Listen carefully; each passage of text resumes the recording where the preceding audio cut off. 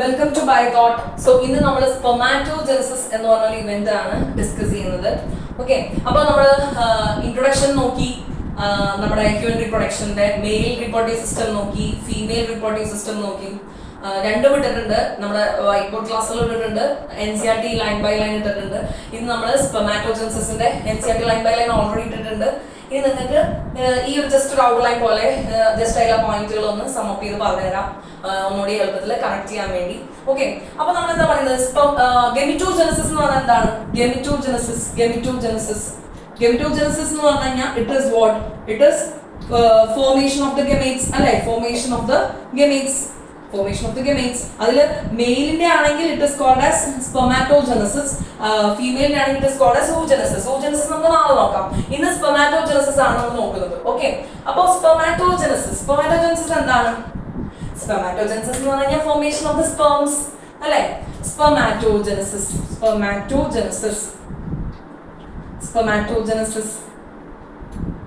അപ്പൊ എന്താണ്? പ്യൂബർട്ടിയുടെ സമയത്ത്, അറ്റ് പ്യൂബർട്ടി എന്താ നടക്കുന്നത്?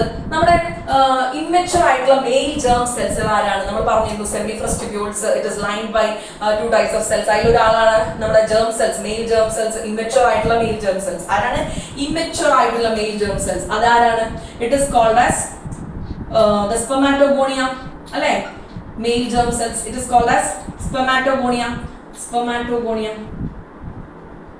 ഈ സ്പെർമാറ്റോഗോണിയ എന്ത് ചെയ്യും? ഇതിങ്ങനെ മൈറ്റോസിസ് നടന്ന് എന്ത് ചെയ്യുന്നുണ്ട്? മൈറ്റോസിസ് നടന്ന് പ്യൂബർട്ടിയുടെ സമയത്ത്, പ്യൂബർട്ടി എന്ന് പറയുമ്പോൾ എത്രയായിരിക്കും? 9 to 14 years ആണ് ഉദ്ദേശിക്കുന്നത് മെയിൽസിൽ. ഓക്കെ, അപ്പൊ ആ സമയത്ത് എന്ത് ചെയ്യുന്നുണ്ട്? ഇങ്ങനെ മൈറ്റോസിസ് നടന്നാൽ അതിന്റെ നമ്പറുകൾ ഇങ്ങനെ കൂട്ടിക്കൊണ്ടിരിക്കണം. മൈറ്റോസിസ് എന്ന് പറഞ്ഞു കഴിഞ്ഞാൽ സെല്ലിന്റെ നമ്പർ ഇങ്ങനെ കൂടിക്കൊണ്ടേയിരിക്കും.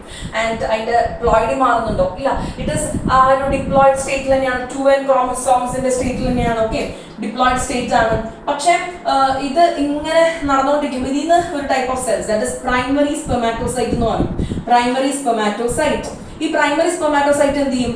അത് ഇനി എന്ത് ചെയ്യും? മിയോസിസ് 1 പോകും. മിയോസിസ് 1 ഇനിഷ്യേറ്റ് ചെയ്യും. അപ്പൊ എന്തുണ്ടാവും? ഈ പറഞ്ഞ സ്ട്രക്ചർ ഉണ്ടാവും. ഓക്കെ, അതിനെന്ത് പറയും? സെക്കൻഡറി സ്പെർമാറ്റോസൈറ്റ് എന്ന് പറയും. Secondary spermatocyte. ഓക്കെ, ഇത് നമ്മുടെ ടെക്സ്റ്റിലുണ്ട് ഈ ഡയഗ്രാം. സെക്കൻഡറി സ്പെർമാറ്റോസൈറ്റ് ഫോം ചെയ്തു.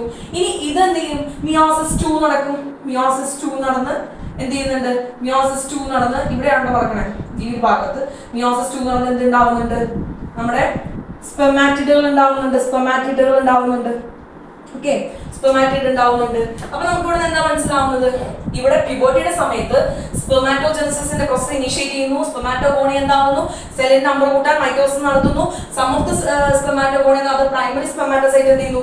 മിയോസിസ് 1 നടന്ന് അത് സെക്കൻഡറി സ്പെർമാറ്റോസൈറ്റ് ആവുന്നു. അത് കഴിഞ്ഞ് സെക്കൻഡറി സ്പെർമാറ്റോസൈറ്റ് മിയോസിസ് 2 നടന്ന് സ്പെർമാറ്റിഡുകൾ ആവുന്നു. ഓക്കെ, ഇനി സ്പെർമാറ്റിഡുകൾ എന്ത് ചെയ്യുന്നുണ്ട്? സ്പെർമാറ്റിഡുകൾ ഒരു ട്രാൻസ്ഫോർമേഷൻ നടക്കുകയാണ്. ഞങ്ങൾ വേറെ ലെവൽ ആൾക്കാരാവാൻ പോവാണ് എന്ന് പറഞ്ഞ് അതെന്ത് ചെയ്യുന്നുണ്ട്? അവരാണ് നമ്മുടെ സ്പെർമാറ്റോസോവ ആവുന്നത്. Okay, spermatozoa, that is sperms. അപ്പൊ ആ ഒരു പ്രോസസ് നമ്മൾ എന്ത് പറയും? It is called as spermiogenesis. അപ്പൊ സ്പെർമാറ്റോജെനസിസ് എന്താ? അവിടെ കുറച്ച് പ്രോസസ്സുകളുടെ പേരുകൾ ആലോചിക്കാനുള്ളൂ. സ്പെർമാറ്റോജെനസിസ് എന്ന് പറഞ്ഞു കഴിഞ്ഞാൽ പ്യൂബർട്ടിയിൽ ഈ സ്പെർമാറ്റോഗോണിയ, ഇമ്മച്ചുവർ ആയിട്ടുള്ള മെയിൽ ജേം സെൽസ്, അത് എന്തായി മാറുന്നുണ്ട്? It is differentiating. അത് എന്തായി മാറുന്നുണ്ട്? അത് സ്പെർംസ് ആയി മാറുന്ന പ്രോസസ്സിനെയാണ് നമ്മൾ പറയുന്നത് സ്പെർമാറ്റോജെനസിസ്. പിന്നെന്താണ്? ഈ സെക്കൻഡറി സ്പെർമാറ്റോസൈറ്റ് മിയോസിസ് 2 നടന്ന് സ്പെർമാറ്റിഡുകൾ ഉണ്ടാവുന്നുണ്ടല്ലോ, അവര് സ്പെർമിന്റെ സ്ട്രക്ചറിലോട്ട് മാറുന്നു. സ്പെർമാറ്റോസോവ സ്പെർം ഒക്കെ സെയിം ആണ്. അപ്പൊ അവരുടെ ആ ഒരു സ്ട്രക്ചറിലോട്ട് മാറുന്നു. That is spermiogenesis. അവരുടെ ഒരു ട്രാൻസ്ഫോർമേഷൻ. ഓക്കെ, അതിനെയാണ് നമ്മൾ പറയുന്ന പേരാണ് സ്പെർമിയോജെനസിസ്. ഇനി എന്താവുന്നുണ്ട്? ഈ സ്പെർംസ് ഉണ്ടായവർ വെറുതെ ഇരിക്കുമോ? ഇല്ല, ഇവര് പോയി നമ്മുടെ ആ ഒരു സെമിഫറസ് ട്യൂബ്യൂൾസിൽ നമ്മൾ സെർട്ടോളി സെൽസുകളൊക്കെ പറഞ്ഞിരുന്നു. അതിൽ പോയിട്ട് ഇവരെന്ത് ചെയ്യും? ഇവരുടെ ഹെഡ് അവർ കൊണ്ടുപോയി അതിൽ പോയി എംബെഡ് ചെയ്യും. ഓക്കെ, എംബെഡ് ചെയ്ത് അവിടെ നിന്ന് ന്യൂട്രീഷൻസ് ഇങ്ങനെ എടുത്തുകൊണ്ടിരിക്കും. ഓക്കെ, അത് കഴിഞ്ഞിട്ട് റിലീസ് ആവുന്ന സമയത്ത് പുറത്തേക്ക് പോകും. സെമിഫറസ് ട്യൂബ്യൂൾസ് പുറത്തേക്ക് പോകും. ആ പ്രോസസ്സിനെ പറയുന്ന പേരാണ് it is called as spermiation. Okay, അപ്പൊ ഒരു 3 പ്രോസസ്സുകളാണ് നമുക്ക് വരുന്നത്. That is spermatogenesis, which is called as the formation of the male gamete from the immature male germ cells, and spermatid transformation to spermatozoa അല്ലെങ്കിൽ sperm എന്ന് പറയുന്നതാണ് സ്പെർമിയോജെനസിസ്. And അത് കഴിഞ്ഞ് സ്പെർമാറ്റോസോവ സ്പെർംസ് ഉണ്ടായി കഴിഞ്ഞിട്ട് എന്ത് ചെയ്യുന്നുണ്ട്? അവരുടെ ഹെഡ് കൊണ്ട് സെർട്ടോളി സെൽസിന് ന്യൂട്രീഷൻ കിട്ടാൻ വേണ്ടിയാണ് പോയി എംബെഡ് ചെയ്യുന്നുണ്ട്. എന്നിട്ട് അവിടെ നിന്നുള്ള റിലീസ് അതിനെ പറയുന്നതാണ് എന്ത്? സ്പെർമിയേഷൻ. ഓക്കെ, അപ്പൊ ഇതാണ് 3 പ്രോസസ്സ് വരുന്നത്. പിന്നെ ഇതിൽ പഠിക്കാനുള്ളത് എന്താണെന്ന് വെച്ച് കഴിഞ്ഞാൽ ഉണ്ടാവുന്നതില്ലേ, ഓക്കെ, ഇവിടം വരെ എന്താണ് നമ്മുടെ ഇവിടം വരെ മിയോസിസ് ഇനിഷ്യേറ്റ് ചെയ്തിട്ടില്ലല്ലോ. പ്രൈമറി സ്പെർമാറ്റോസൈറ്റ് വരെ ഉണ്ടാവുന്നത് മൈറ്റോസിസ് ആണ് അല്ലെ.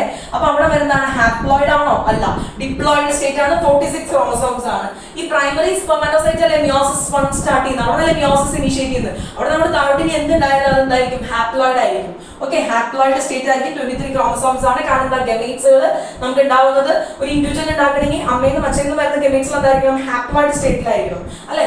ഇനി എന്താണ്, ഇനി നമ്മൾ നോക്കുന്നത് ഈ പ്രൈമറി സ്പെർമാറ്റോസൈറ്റ് എത്ര എണ്ണം ഉണ്ടാക്കുന്നുണ്ട്, സെക്കൻഡറി സ്പെർമാറ്റോസൈറ്റുകൾ 2 എണ്ണം അല്ലെ, 2 എണ്ണം ഉണ്ടാക്കുന്നുണ്ട്, ഈക്വൽ സൈസ് ആണ്, ഹാപ്ലോയിഡ് ആണ്.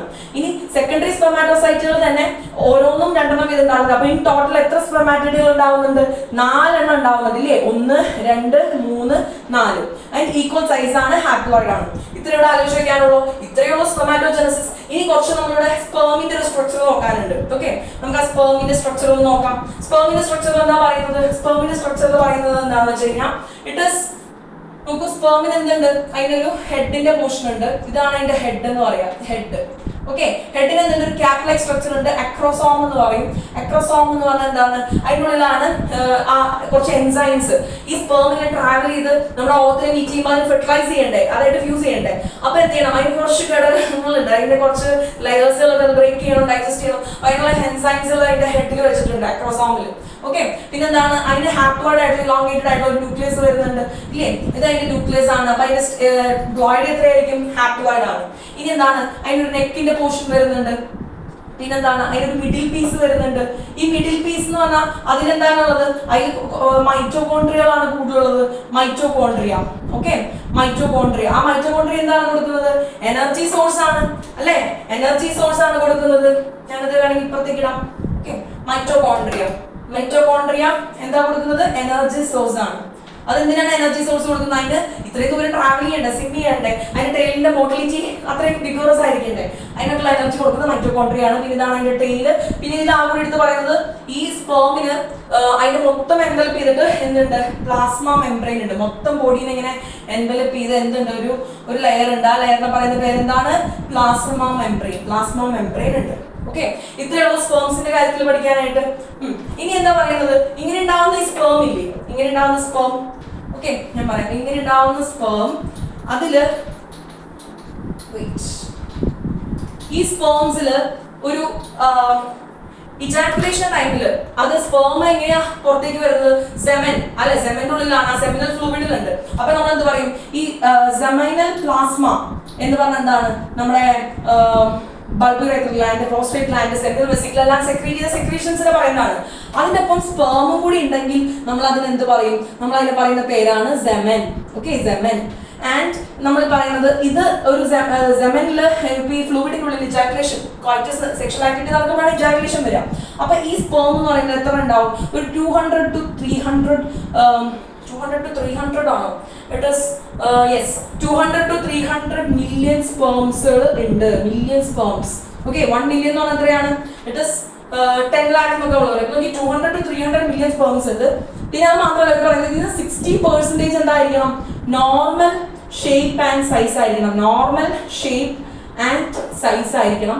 പിന്നെ ഇതിൽ നിന്ന് തന്നെ ഒരു 40% എന്തായിരിക്കണം, 40% വിഗോറസ് മോട്ടിലിറ്റി കാണിക്കുന്നതായിരിക്കണം. വിഗോറസ് മോട്ടിലിറ്റി എന്ന് പറഞ്ഞാൽ എന്താണ്, വിഗോറസ് മോട്ടിലിറ്റി എന്ന് പറഞ്ഞു കഴിഞ്ഞാൽ അത്രമാത്രം മൂവ്മെന്റ് കാണിക്കുന്നതായിരിക്കണം, നല്ല അത്രയും ദൂരം ട്രാവൽ ചെയ്തെത്താൻ പറ്റുള്ളൂ. ഈ ജാക്കുലേഷൻ കഴിഞ്ഞ് അത് അതിന്റെ വെജൈന, സെർവിക്സ്, യൂട്രസ്, അതിന്റെ ആംപ്യൂള അവിടെ വരെയൊക്കെ എത്തണ്ടേ. ഓക്കെ, അപ്പൊ വിഗോറസ് മോട്ടിലിറ്റി എന്ന് ആലോചിക്കും, മില്യൻസ് ഓഫ് സ്പേംസ് റിലീസ് ചെയ്തിട്ട് അതിലൊരു സ്പേം മാത്രമാണ് ഓമായിട്ട് ഒന്ന് മീറ്റ് ചെയ്യാൻ പറ്റുന്നുള്ളൂ. What a wonder. ആൻഡ് അപ്പൊ എന്താണ്, ഇത്രയും കാര്യങ്ങൾ നമുക്ക് മനസ്സിലായി. ഇനി ഇതെന്തിനാണ്, ഇതൊരു നോർമൽ ഫെർട്ടിലിറ്റിക്ക് വേണ്ടിയാണ്. നോർമൽ ഫെർട്ടിലിറ്റി നടക്കണമെങ്കിൽ ഇത്രയും കണ്ടീഷൻസ് സാറ്റിസ്ഫൈ ചെയ്യണം. ഓക്കെ, പിന്നെ നമുക്ക് പറയാനുള്ളത് ഈ സ്പേമിന്റെ മെച്ചുറേഷനും മോട്ടിലിറ്റിക്കും വേണ്ടി കുറച്ച് സെക്രീഷൻസ് ആരൊക്കെ കൊടുക്കുന്നുണ്ട്, നമ്മുടെ എപ്പിഡിഡിമസ് കൊടുക്കുന്നുണ്ട്. പിന്നെ ആരാണ് എപ്പിഡിഡിമസ്, അതിന്റെ മോട്ടിലിറ്റി എന്തിനൊക്കെയാണ്, അതിന്റെ മോട്ടിലിറ്റി, സ്പേമിന്റെ മോട്ടിലിറ്റി ആൻഡ് മെച്ചുറേഷൻ. മെച്ചുറേഷൻ നമ്മൾ എപ്പിഡിഡിമസിന് ഓൾറെഡി പറഞ്ഞതായിരുന്നു അല്ലെ. വേറെ ആരൊക്കെയാണ് അഡീഷണൽ അതിന് വേണ്ടി ഹെൽപ്പ് ചെയ്യുന്നത്, നമ്മുടെ എപ്പിഡിഡിമസ് ഉണ്ട്, ഈ ഫോർ എപ്പിഡിഡിമസ്. ഓക്കെ, പിന്നെന്താണ് നമ്മുടെ ഈ വാസ് ഡിഫറൻസ്. ഓക്കെ, എപ്പിഡിഡിമസിലായിട്ട് പോകുന്ന സ്ട്രക്ചർ വാസ് ഡിഫറൻസ് ഉണ്ട്. ആൻഡ് പിന്നെ ആരാ വരുന്നത്, പിന്നെ സെൻട്രൽ വെസിക്കിളും പ്രോസ്റ്റേറ്റും. ഇത്രയും ആൾക്കാർ അതിന്റെ മോട്ടിലിറ്റിക്കും മെച്ചുറേഷനും വേണ്ടിയും കൂടി അഡീഷണൽ സെക്രീഷൻസ് കൊടുക്കുന്നുണ്ടെന്നാണ് നമ്മുടെ NCERT പറയുന്ന ഒരു പോയിന്റ് ആണ്. So just remember it. Okay, അപ്പൊ ഇത്രയും കാര്യങ്ങൾ. പിന്നെ നമ്മുടെ ഒരു കാര്യം ചോദിക്കട്ടെ, ഇനി നമ്മുടെ ഹൈപ്പോതലാമിക് ഹോർമോൺ ആ ഒരു കേസ് നമുക്ക് പഠിക്കാനുണ്ട്. ലാസ്റ്റ് വരുന്ന ഒരു സ്റ്റേറ്റ് എന്ന് പറയുന്നത് ഹൈപ്പോതലാമിക് ഹോർമോൺ. അതെന്തിനാണ്? ഇനി ഇതൊക്കെ നടക്കണമെങ്കിൽ കുറച്ച് ആൾക്കാർ ഇനിഷ്യേറ്റ് ചെയ്യണ്ടേ, ഇതൊക്കെ വരണമെങ്കിൽ കുറച്ച് ആൾക്കാർ വരണ്ടേ അല്ലെ, ഒരു മാസ്റ്റർ വേണ്ടേ ഇതിനൊക്കെ കോർഡിനേറ്റ് ചെയ്യാനായിട്ട്. ഓക്കെ, അപ്പൊ ആരാണ് ആള്? നമ്മുടെ ഹൈപ്പോതലാമസ്. ഹൈപ്പോതലാമസ് ആള് ഒരു തലവനാണ്. ഓക്കെ, ഹൈപ്പോതലാമസ് എന്ത് ചെയ്യുന്നുണ്ട്? ഹൈപ്പോതലാമസ് പോയിട്ട് നമ്മുടെ പിറ്റ്യൂട്ടറിയില്, ആന്റീരിയർ ഭാഗത്ത് പോയിട്ട് നമ്മുടെ ഗൊണാഡോട്രോപ്പിൻസിനെ റിലീസ് ചെയ്യിപ്പിക്കുന്നുണ്ട്. That is LH and FSH. Okay, അപ്പൊ എന്താണ് ഇവിടെ വരുന്നത്? ഈ ഹൈപ്പോതലാമസ് അത് റിലീസ് ചെയ്യിപ്പിക്കാൻ ആരെ കൊണ്ടുവരണം? അതിൽ നിന്ന് തന്നെ ഹൈപ്പോതലാമിക് ഹോർമോൺ ആയിട്ടുള്ള GnRH-നെ ഹൈപ്പോതലാമസ് പ്രൊഡ്യൂസ് ചെയ്യുന്നത്. That is gonadotropin releasing hormone. നിങ്ങൾ ഓൾറെഡി +1 പഠിച്ചിട്ടുണ്ടാവും. Gonadotropin releasing hormone. ഓക്കെ, അപ്പൊ അത് പ്രൊഡ്യൂസ് ചെയ്യണം. അത് കഴിഞ്ഞിട്ട് എന്താ ചെയ്യേണ്ടത്? ആന്റീരിയർ പിറ്റ്യൂട്ടറിയിൽ ഇതിന്റെ ഇൻക്രീസ് ലെവൽ എത്തിക്കഴിയുമ്പോൾ അവരെന്ത് സെക്രീറ്റ് ചെയ്യും? അവര് LH-നെയും FSH-നെയും ദാറ്റ് ഇസ് ഗൊണാഡോട്രോപ്പിൻസിനെ അവർ സെക്രീറ്റ് ചെയ്യും. അപ്പൊ ഞാൻ ചോദിച്ചോട്ടെ, ഈ LH-ഉം FSH-ഉം അപ്പൊ ഒന്ന് ആലോചിക്കേ, ഈ LH എവിടെ പോകും? അതിന്റെ വേർഡ് L ഉണ്ട്. അപ്പൊ നമ്മൾ അല്ലെങ്കിൽ ലേഡിക് സെൽസിലോട്ടാണ് പോവുക. ലേഡിക് സെൽസ് ആരാണ്? നമ്മുടെ സെമിഫറസ് ട്യൂബ്യൂൾസിന്റെ ബിറ്റ്വീൻ ആയിട്ട് കാണുന്ന ഇൻഡസ്ട്രീഷ്യൽ സ്പേസിൽ കാണുന്ന സെൽസ്. ഇൻഡസ്ട്രീഷ്യൽ സെൽസിന്റെ വേറെ പേരാണ് ലേഡിക് സെൽസ്. അവർ എന്ത് പ്രൊഡ്യൂസ് ചെയ്യും? ആൻഡ്രോജൻസ് അല്ലെ, ആൻഡ്രോജൻസ് പ്രൊഡ്യൂസ് ചെയ്യുന്നുണ്ട്. അത് സ്പെർമാറ്റോജെനസിസിനെ ഫേവർ ചെയ്യുന്നുണ്ട്. പിന്നെ നമുക്ക് FSH-ൽ ഒരു S വരുന്നില്ല. അപ്പൊ സെറ്റോളിക് സെൽസിലേക്കാണ് അവർ പോയി ആക്ട് ചെയ്യുന്നത്. പിന്നെന്താണ്? സെറ്റോളിക് സെൽസിലാണ് അവർ പോയി ആക്ട് ചെയ്യുന്നത്. പിന്നെ അവരെന്താ ചെയ്യുന്നത്? അവര് നമ്മുടെ ഈ സ്പെർമിയോജെനസിസ്, നമ്മുടെ ട്രാൻസ്ഫോർമേഷൻ ഇല്ലേ, സ്പെർമിയോജെനസിസ്. അപ്പൊ S ആയിട്ട് റിലേറ്റ് ചെയ്യുന്ന കാര്യങ്ങൾ. അപ്പൊ അല്ലെങ്കിൽ സ്പെർമാറ്റിഡിന് S ഉണ്ട്, അത് സ്പെർമറ്റസോയ ആവുന്നു. അപ്പൊ S ആയിട്ട് റിലേറ്റ് ചെയ്യുന്ന കാര്യങ്ങൾ സ്പെർമിയോജെനസിസ് അത് ഹെൽപ്പ് ചെയ്യുന്നുണ്ട്. ഓക്കെ, പിന്നെ ഇന്റേണലി ആൻഡ്രോജൻസിന്റെ സെക്രീഷൻ മൊത്തം ഇവന്റിനെ അത് ഹെൽപ്പ് ചെയ്യുന്നുണ്ട്. എസ്ട്രി ഡക്റ്റുകളുടെയും ഗ്ലാൻഡുകളുടെയും ഒക്കെ ഫംഗ്ഷനെയും അത് മീൻസ് എന്താ പറയാ, അത് പോസിറ്റീവ് എഫക്ട് കൊടുക്കുന്നുണ്ട്. ഓക്കെ, അപ്പൊ ഈ ഒരു കാര്യം അത് ഫംഗ്ഷനിങ് ആയി നടക്കുന്നുണ്ട്. ഇത്രയൊക്കെയുള്ളൂ നമ്മുടെ സ്പെർമാറ്റോജെനസിസിൽ. So keep watching. നമ്മൾ ഇനി അടുത്ത ക്ലാസ്സിൽ oogenesis ആയിട്ട് വരും. That's it, all about it. Okay, thank you.